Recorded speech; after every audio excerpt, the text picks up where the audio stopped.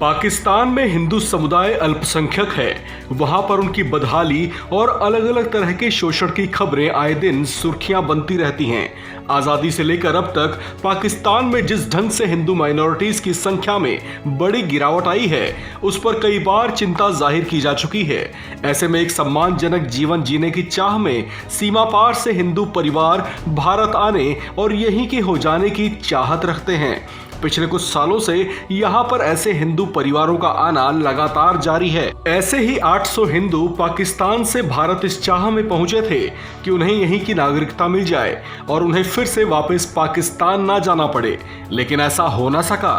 सीमांत लोक संगठन नाम की एक संस्था ने यह दावा किया है कि नागरिकता के लिए आवेदन करने के बावजूद उस पर लंबे समय तक कोई प्रगति नजर नहीं आई, जिससे निराश होकर कई प्रवासी हिंदू वापस पाकिस्तान लौट गए।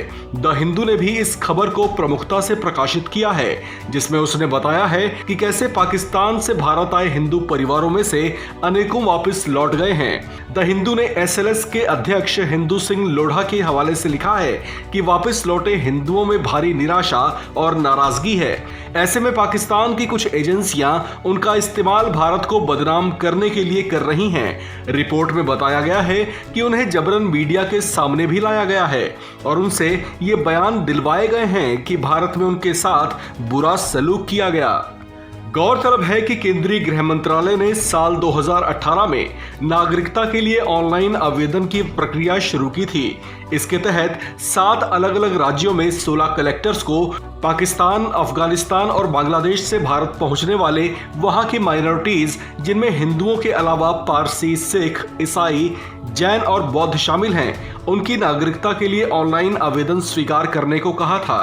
पिछले साल मई 2021 में होम मिनिस्ट्री ने देश के 5 राज्यों, जिसमें हरियाणा, राजस्थान, छत्तीसगढ़, गुजरात और पंजाब शामिल हैं, वहां पर 13 कलेक्टर्स को सिटीजनशिप एक्ट 1955 के तहत 6 समुदायों से जुड़े अल्पसंख्यक आवेदकों को भारत की नागरिकता से जुड़ा सर्टिफिकेट जारी करने का अधिकार दिया था। हालांकि सरकार ने इस तरह के आवेदन के लिए प्रक्रिया को ऑनलाइन किया हुआ है, लेकिन उसमें भी अलग तरह की अड़चन है। वो अड़चन ये है कि भारत में नागरिकता के लिए आवेदन करने वाले जिन लोगों के पासपोर्ट की सीमा खत्म हो चुकी है, पोर्टल उन पासपोर्टों को स्वीकार नहीं करता है।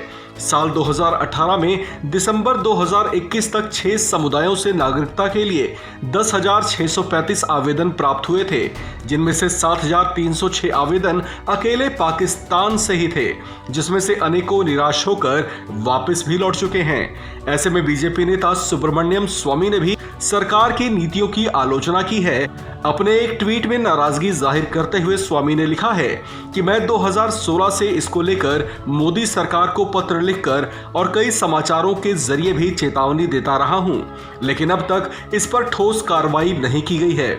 इस पर पीएम के $5 ट्रिलियन की अर्थव्यवस्था वाले बयान पर उन्होंने तंज भी कसा।